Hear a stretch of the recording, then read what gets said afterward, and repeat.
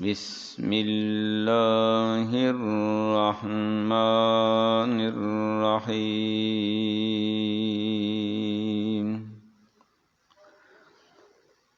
یا ایہا الذین آمنوا ارکعوا واسجدوا واعبدوا ربکم وافعلوا الخیر لعلکم تفلحون۔ یا ایہا الذین آمنوا، اے وہ لوگو جو ایمان لائے ہو، ارکعوا، رکوع کرتے رہو، واسجدوا، اور سجدہ کرتے رہو، واعبدوا، اور عبادت کرتے رہو، ربکم، اپنے رب تعالیٰ کی، وافعلوا الخیر، اور خیر و بلائی کے سارے کام کرتے رہو، لعلکم تفلحون، تاکہ تم کامیاب ہو سکو۔ دنیا آخرت کی کامیابی کا نسخہ بیان فرمایا ہے۔ سورۃ الحج کی آیت نمبر 77 ہے، اور یہ سجدے والی آیت ہے، اور سجدے والی آیت کے ہر پڑھنے والے سننے والے پر سجدہ واجب ہے۔ تو سجدہ تلاوت کی دعا ہے، سجدہ وجہی للذی خلقہ وصورہ وشق سمعہ وبصرہ بحولہ وقوتہ فتبارک اللہ احسن الخالقین۔ اس طرح کے ملتے جلتے الفاظ سے اور بھی دعائیں آتی ہیں، تو ساری دعائیں جو سجدے میں پڑھی جائے وہ یہ سجدہ تلاوت کے لیے دعا پڑھی جا سکتی ہیں۔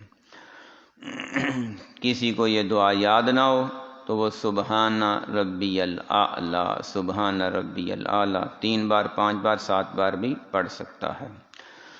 تو یہ سجدہ ہمارے یہاں پہ یہ قرآن پاک میں ایک بات کی وضاحت کرنا چاہتا ہوں۔ یہاں جتنے بھی پاکستان میں نسخے چھاپے جاتے ہیں اور قرآن پاک کے یہ نسخے بازار میں ملتے ہیں، ان میں یہاں پہ لکھا ہوتا ہے السجدہ عند الامام الشافعی رحمۃ اللہ۔ تو امام شافعی رحمہ اللہ تعالی علیہ کا یہاں قرآن پاک میں حاشیے میں نام آ گیا ہے۔ میں سمجھتا ہوں امام صاحب کے لیے بہت بڑا اعزاز ہے، کسی کا نام قرآن پاک کے صفحات پہ جلی حروف میں آ جائے تو یہ اس کے لیے سب سے بڑے اعزاز کی بات ہے۔ لکھنے والے شافعی مسلک کے لوگ نہیں، جنہوں نے یہ مہر لگائی ہے وہ ان کے مخالفین ہیں، احناف لوگ، حنفی لوگ ہیں۔ تو انہیں لکھنا چاہیے تھا کہ لیست السجدۃ عند الامام ابی حنیفہ، کہ یہ امام ابو حنیفہ کے نزدیک سجدہ جائز نہیں، لیکن رب نے ایسی مت ماری ہے، ایسے عقل معاف کی ہے، اور اللہ رب العزت کوئی گوارا ہی نہیں ہوا کہ امام ابو حنیفہ کا نام قرآن کے صفحے پہ آ جائے۔ امام شافعی کا نام لکھوا دیا، لکھوایا تو مالک نے ہے، اپنے کلام پہ امام شافعی کا نام لکھوا دیا۔ جہاں تک انصاف کی بات ہے، یہ تو ایک الزامی جواب تھا، نہ ہم شافعی ہیں، نہ ہم حنفی ہیں، نہ ہم مالکی ہیں، نہ ہم جعفری ہیں، نہ ہم قادری ہیں، نہ ہم جو ہے نا یہ کسی شخصیت کی طرف نسبت رکھتے ہیں، نہ ہی ہم کسی بستی کی طرف نسبت رکھتے ہیں۔ ہماری نسبت ہے تو اللہ رب العزت کی طرف ہے اور اللہ کے محبوب پیغمبر محمد صلی اللہ علیہ وسلم کی طرف ہے۔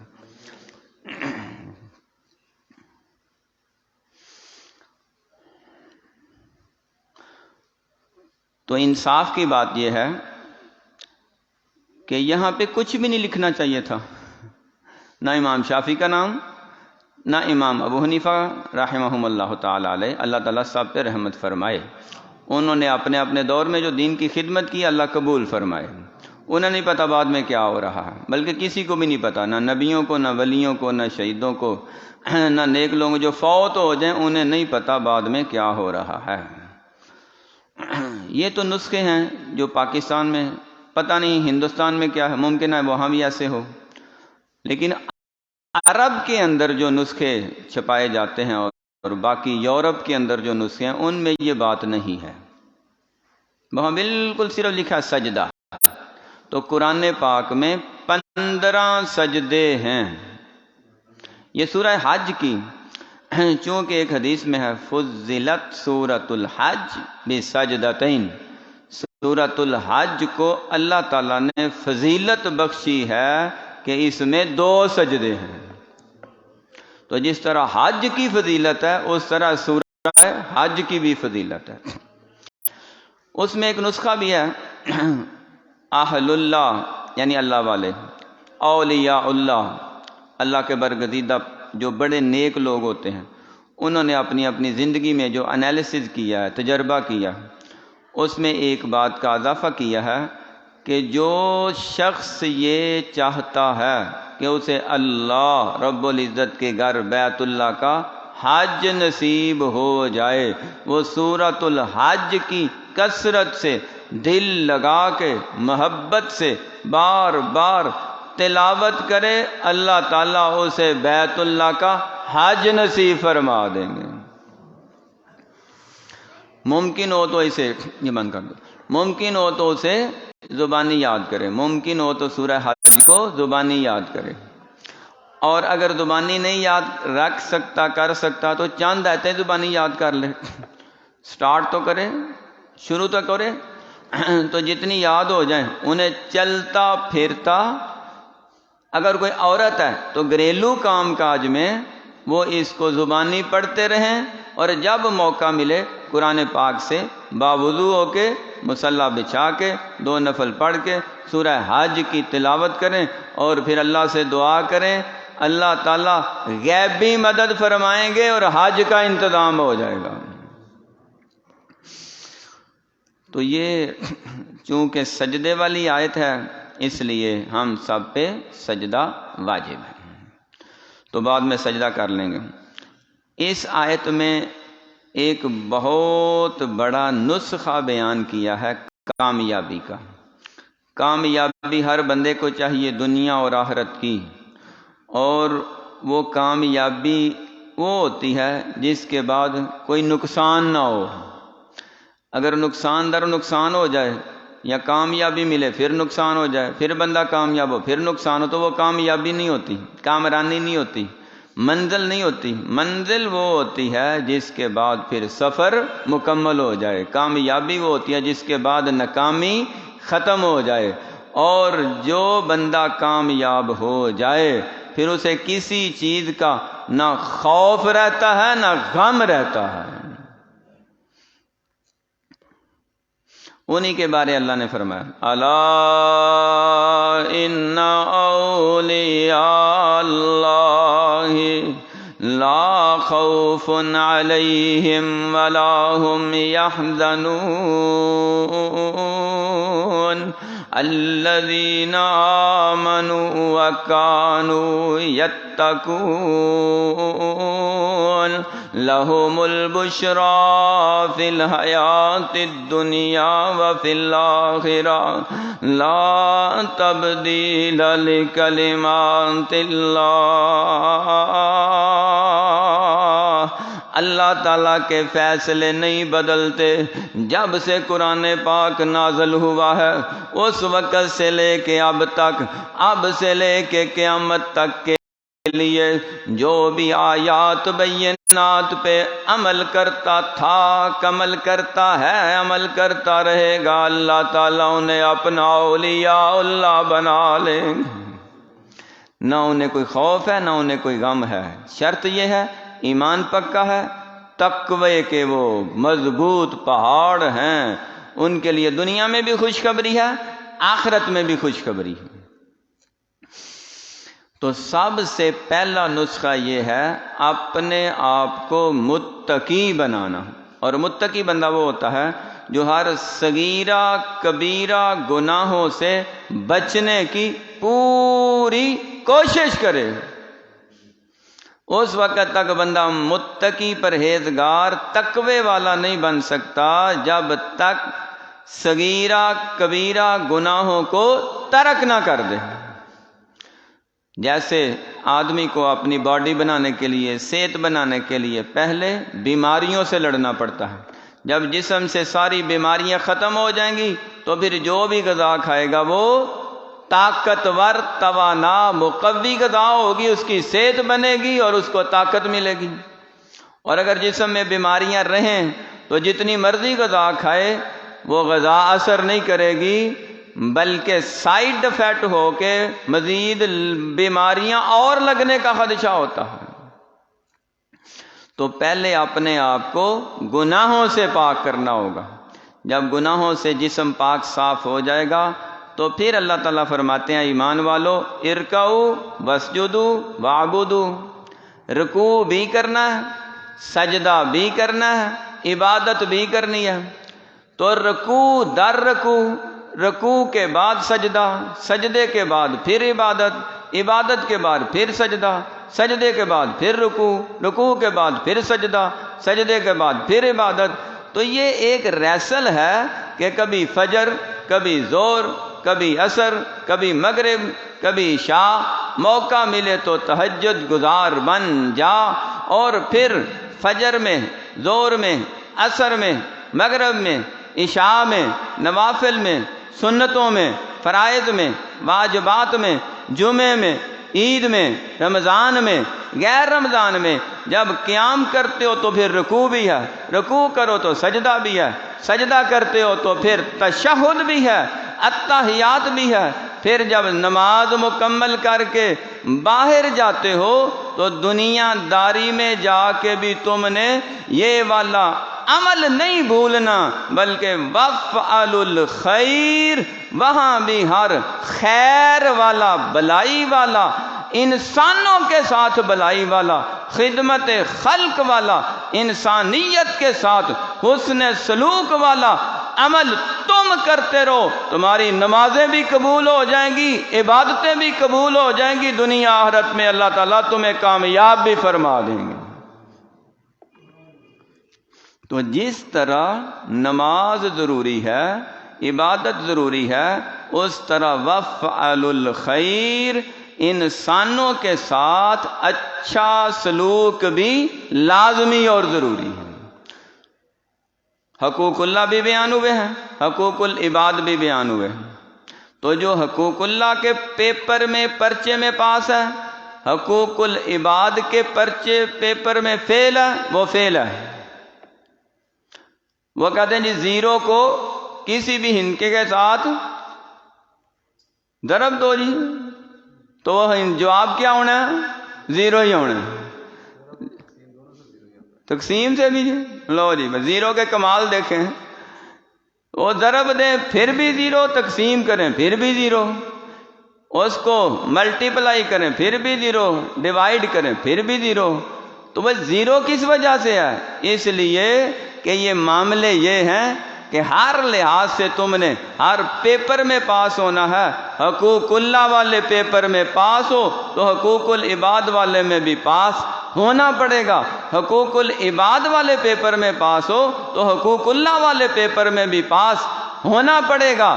اگر تم انسانوں کے ساتھ بڑا اچھا سلوک کر رہے ہو لیکن اگر تمہاری زندگی میں عبادت نہیں ہے، نماز نہیں ہے، روزہ نہیں ہے، صاحب استطاعت پہ حج نہیں ہے، صاحب نصاب پہ زکوٰۃ نہیں ہے، تو سمجھ لو تم پہلے پیپر میں ہی فیل ہو چکے ہو، دنیا بھی تباہ ہے، آخرت بھی تباہ ہے۔ تو دونوں پیپروں میں کامیاب ہونا یہی کامیابی کی ضمانت ہے۔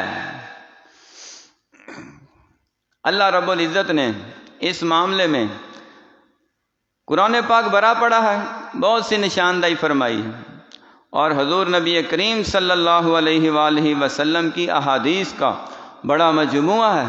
اللہ تعالیٰ محدثین پہ کروڑ ہا رحمتیں فرمائے، ائمہ دین پہ، ائمہ فقہا پہ، جنہوں نے یہ دین ہمیں پہنچایا بھی سمجھایا بھی، اور خصوصاً صحابہ اکرام رضوان اللہ علیہم اجمعین پہ، اہل بیت اطہار پہ، آل رسول پہ، جن کی محنتوں کاوشوں سے یہ دین آنے والی نسلوں تک قیامت تک کے لیے محفوظ ہو چکا ہے اپنی اصلی شکل و صورت میں، اور وہ قرآن کی صورت میں ہے، محمد کے فرمان کی صورت میں ہے صلی اللہ علیہ وسلم، تیسری کوئی چیز نہیں ہے۔ تو نبی پاک صلی اللہ علیہ وآلہ وسلم نے احادیث میں بھی بڑی وضاحت فرمائی ہے، اللہ تعالیٰ نے آیات میں بھی بڑی وضاحت فرمائی ہے۔ ایک مقام پہ فرمایا کہ جو بندے ایسے لوگ ہیں جو کامیاب نہیں، وہ کون ہوتے ہیں؟ مجرم، جس پہ FIR کٹ جائے اور اس کو قرار واقعی سزا مل جائے، عدالت اس کے خلاف فیصلہ سنا دے، وہ ہے مجرم۔ اور مجرم کا قصور کیا ہے؟ کُلُوا وَتَمَتَّعُوا قَلِيلًا إِنَّكُمْ مُجْرِمُونَ وَيْلٌ يَوْمَئِذٍ لِّلْمُكَذِّبِينَ۔ مجرموں سے کہا جا رہا ہے تم ابھی زندہ ہو، دنیا میں ہو اور ہو مجرم۔ فیصلے تو ہونے نا قیامت میں جا کے، اللہ تعالیٰ نے دنیا میں ہی انہیں مجرم کہہ دیا ہے۔ کیوں؟ وَإِذَا قِيلَ لَهُمُ ارْكَعُوا لَا يَرْكَعُونَ۔ اگر اس کی تھوڑی سی اس آیت کے لحاظ سے وضاحت کرے نا تو وہ آیت اس طرح بنتی ہے، وَإِذَا قِيلَ لَهُمُ اسْجُدُوا لِلرَّحْمَنِ لَا يَسْجُدُونَ۔ اور اگر مزید وضاحت کی جائے تو وہ آیت کا مفہوم یہ بنتا ہے، وَإِذَا قِيلَ لَهُمْ اعْبُدُوا رَبَّكُمْ لَا يَعْبُدُونَ۔ جب ان سے کہا جاتا ہے رکوع کرو، رکوع نہیں کرتے، کہا جاتا ہے سجدے کرو، سجدے نہیں کرتے، جب انہیں کہا جاتا ہے تحیات پڑھو، عبادت کرو، عبادت نہیں کرتے۔ اللہ فرماتے ہیں دنیا میں کھا پی لو، عیش کر لو، جتنی زندگی ہے من مانی من پسند کی عیش و عشرت میں گزار لو، ہے تو تم مجرم ہو۔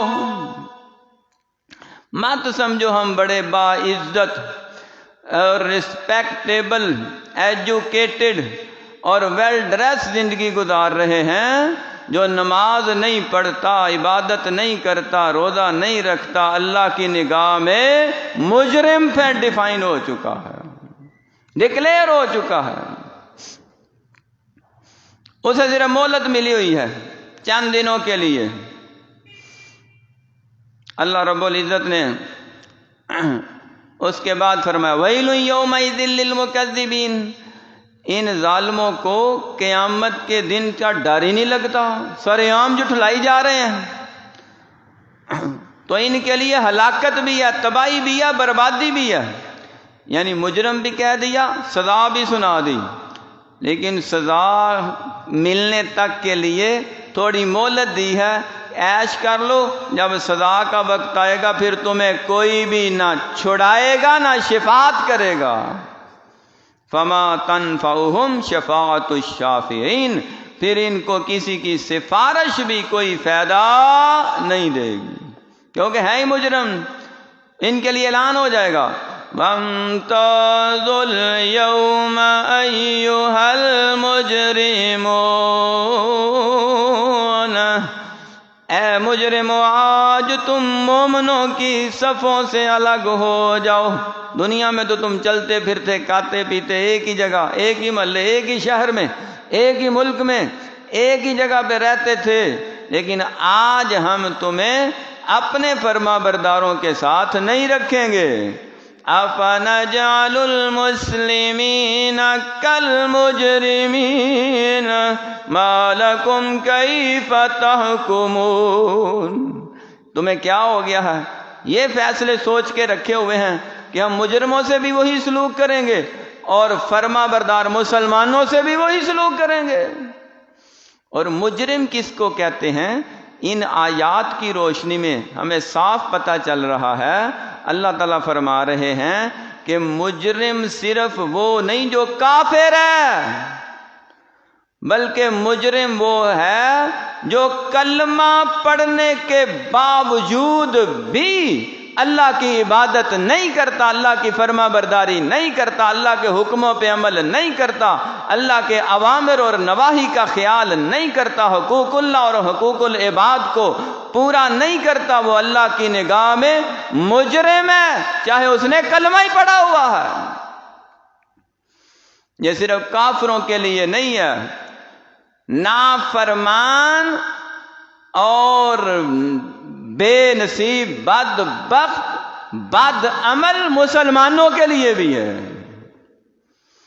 ان کو بھی یہ بہت بڑی وارننگ ہے، کیونکہ اللہ تعالیٰ نے کئی ایک مقامات پہ یہ مجرم فاسق کے لفظ استعمال کر کے یہ سمجھایا ہے کہ خالی کلمہ پڑھ لینے سے یہ مت سمجھو کہ تمہیں جاتے ہی جنت کا پرمٹ مل جائے گا، بلکہ تمہیں کئی سال تک اپنے جرم کی سزا بھگتنی پڑے گی، اور پھر کہیں جا کے کلمہ توحید و رسالت کی برکت سے تمہیں جہنم سے نکالا جائے گا۔ اس سے پہلے پتہ نہیں کتنے ہزار سال تک جہنم میں جلنا پڑے گا۔ تو کامیابی یہ نہیں، کامیابی یہ ہے کہ جیسے ہی تم اللہ تعالیٰ کے دربار میں جاؤ اور نامہ اعمال تولے جائیں، تمہیں دائیں ہاتھ میں اعمال نامہ مل جائے اور فرشتے تمہیں دور سے ہی کہیں سلام قولا من رب الرحیم۔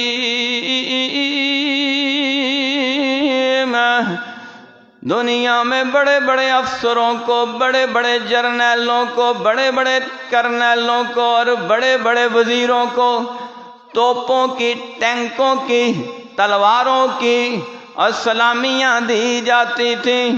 آج فرشتے تمہیں رب رحمان کی طرف سے امن و سلامتی کی سلامی پیش کر رہے ہیں، عظمت کو سلام پیش کر رہے ہیں، اور جب فرشتے جس کو سلامی دیں گے وہ بندہ دوبارہ اپنی سیٹ سے نیچے نہیں اترے گا کہ اب وزیر اعظم صاحب کو، صدر صاحب کو سلامی دی جا رہی ہے 2148 اور جناب 144 توپوں کی، اور اگلے ہی سال وہ سیٹ سے نیچے ہوتا ہے، اس کی جگہ کوئی اور ہوتا ہے۔ فرشتے جس کو سلامی دیں گے وہ اپنی سیٹ پہ برقرار ہمیشہ کے لیے متقین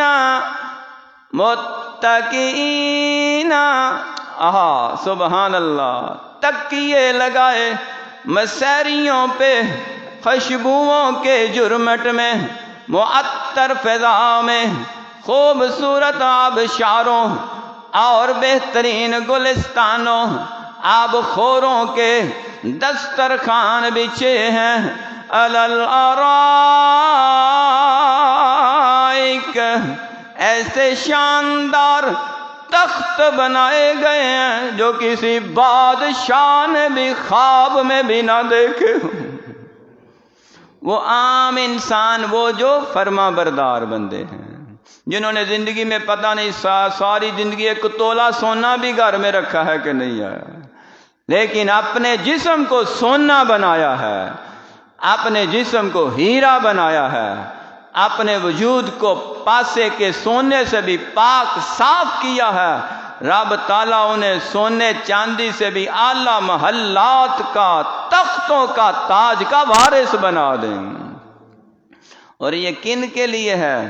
جنہوں نے اللہ تعالیٰ کی عبادت کی ہے، سجدے کیے ہیں، قیام کیے ہیں، رکوع کیے ہیں، اتحیات پڑھے ہیں، درود پاک پڑھا ہے، ذکر و اذکار کرا ہے، ہر نیکی کے کام میں بڑھ چڑھ کے حصہ لیا ہے۔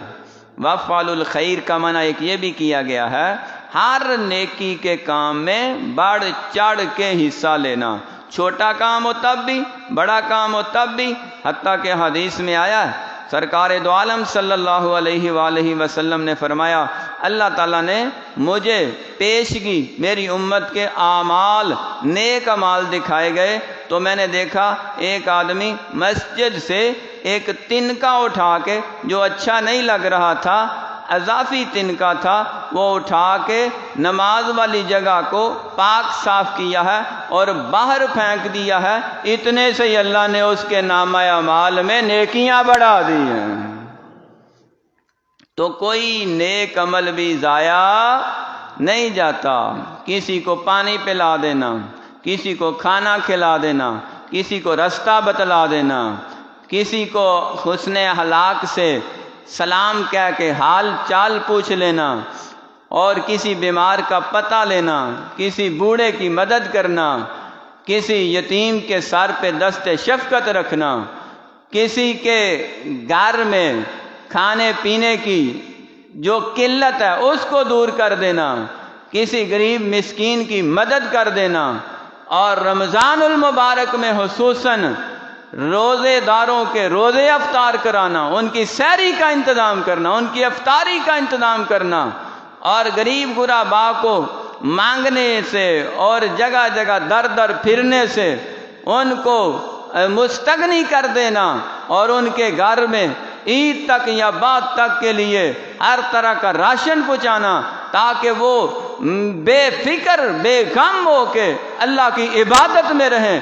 تمہارے لیے دعائیں کریں گے، اللہ تعالیٰ تمہیں دنیا آخرت کی دولت سے مالا مال فرما دیں گے۔ تو وفعل الخیر کا معنی یہ کیا گیا ہے حسن سلوک کرنا، حتیٰ کہ یہاں یہ بھی لکھا ہے تفاسیر میں کہ مسلمان تو مسلمان رہے، اگر غیر مسلم بھی ضرورت مند ہے اس کے ساتھ بھی تعاون کرنا، یہ بھی خیر اور بھلائی کا کام ہے، یہ بھی اجر و ثواب ہے۔ حتیٰ کہ کوئی جانور، بے زبان جانور، وہ تمہاری ہمدردی کا مستحق ہے، تو تم اپنے سارے کام چھوڑ کے اس جانور کی جو تنگی اور تکلیف کو دور کرو، اور اس کی بھوک پیاس مٹاؤ، اس کا علاج معالجہ کرو، رب تعالیٰ اس جانور کی خدمت کرنے سے بھی تمہارے نامہ اعمال میں نیکیاں بڑھا دیں گے، اجر و ثواب میں اضافہ کر دیں گے۔ تو کوئی عمل بھی ضائع نہیں جاتا، حتیٰ کہ سرکار دو عالم صلی اللہ علیہ وآلہ وسلم نے فرمایا، ایک آدمی گاؤں سے شہر جایا کرتا تھا، راستے میں ایک کانٹے دار جھاڑیاں تھیں، ایک دفعہ آندھی طوفان سے وہ جھاڑیوں کے سارا رخ آ گیا رستے پہ، رستہ بلاک ہو گیا، لوگوں کے چلنے میں دشواری تھی۔ اس نے کلہاڑی لی اور سارا دن لگا کے اس جھاڑیوں کو کاٹتا رہا، وہ بڑے بڑے ٹان اور درخت ٹوٹے ہوئے تھے، سارے صاف کیے، ادھر رستہ صاف کیا لوگوں کا، لوگ کام سے واپس آئے اور اس نے دیہڑی اپنی ضائع کر کے انسانیت کی خدمت کی، رب نے اس کے جنت کا رستہ صاف ہی کر دیا ہے، آسان ہی کر دیا ہے۔ ایک دن دنیا کا اس نے ضائع کیا، ہمیشہ کے لیے اپنی آخرت بنا لی ہے۔ کس وجہ سے؟ کہ اس نے ان انسانوں کی دعائیں لی تھی۔ ووٹ لینا آسان ہے، ووٹ کا حق ادا کرنا بڑا مشکل ہے۔ ووٹ مانگنا بڑا آسان ہے، ووٹ کا حق ادا کرنا بڑا مشکل ہے۔ یہ مت سمجھو یہ دنیا داری ہے، یہ ایک ایک ووٹ کا قیامت والے دن کینڈیڈیٹوں سے سوال ہوگا کہ عوام نے تم پہ اعتماد کیا، اتنے لاکھ اتنے ہزار ووٹ تمہیں دیے اس وجہ سے کہ تم ان کے کام کرو گے، اور یہ تو دنیا میں تمہیں گریبان سے پکڑنے کو تیار ہیں، آخرت میں کب چھوڑیں گے؟ یہ تو اس وقت ہی ہیپر ہوئے ہیں عوام، تو آخرت میں کون چھوڑے گا؟ یا تو اپنے اس عہدے سے دستبردار ہو جاؤ، اور اگر تمہیں یہ عہدہ چاہیے تو پھر جیسے نعرے بلند کرتے ہو نا خدمت خلق کے، خدمت عوام کے، اس پہ کچھ نہ کچھ کر کے دکھاؤ، کام تم کرو، محنت تم کرو، خلوص اور جذبے سے کام کرو، اللہ تعالیٰ تمہاری فرشتوں سے غیبی مدد فرمائیں گے، ہر مسکین کے دل سے دعا نکلے گی، اللہ تمہیں دنیا آخرت میں کامیاب فرما دیں گے۔ تو یہ کامیابی حاصل کرنے کے بڑے ہی ذرائع ہیں، جو جس شعبے میں بھی ہے، جس محکمے میں بھی ہے، جس جگہ پہ بھی ہے، وہ اپنی پوری دیانت داری، امانت داری سے اور مخلص ہو کے وہ کام کرے، اللہ تعالیٰ فوری طور پہ دنیا میں کامیابی دکھائے یا نہ دکھائے، آخرت کی کامیابی پکی ہو چکی ہے۔ اللہ کا قرآن سچا ہے، نبی پاک کا فرمان سچا ہے، آقا علیہ الصلوۃ والسلام نے جو ہمیں یہ کتاب اللہ تعالیٰ کی طرف سے عطا فرمائی ہے، دنیا بدل سکتی ہے، قرآن کا کوئی حکم نہیں بدل سکتا، نبی پاک صلی اللہ علیہ وسلم کا فرمان نہیں بدل سکتا۔ قرآن و حدیث میں یہ دلائل ہیں کہ جو بھی اللہ کی بھی عبادت کرتا ہے، انسانیت کی بھی خدمت کرتا ہے، اللہ کے فرشتے اس کے لیے دعا کرتے ہیں، زمین کا ذرہ ذرہ اس کے حق میں دعائیں کرتا ہے۔ تو اللہ تعالیٰ سے کامیابی حاصل کرنے کے لیے عبادت بھی کرنی ہوگی اور انسانیت کے ساتھ خیر و بلائی بھی کرنی ہوگی۔ اللہ تعالیٰ ہمیں دونوں نیکی کے کام کرنے کی توفیق عطا فرمائے۔ یا ایھا الذین آمنوا ارکعوا، اے ایمان والو رکوع کرتے رہو، واسجدوا واعبدوا ربکم، اور سجدہ کرتے رہو اور عبادت کرتے رہو اپنے رب تعالیٰ کو، وَافْعَلُوا الْخَيْرَ لَعَلَّكُمْ تُفْلِحُونَ، اور نیکی کے کام کرتے رہو تاکہ تم کامیاب ہو سکو۔ صدق اللہ العظیم۔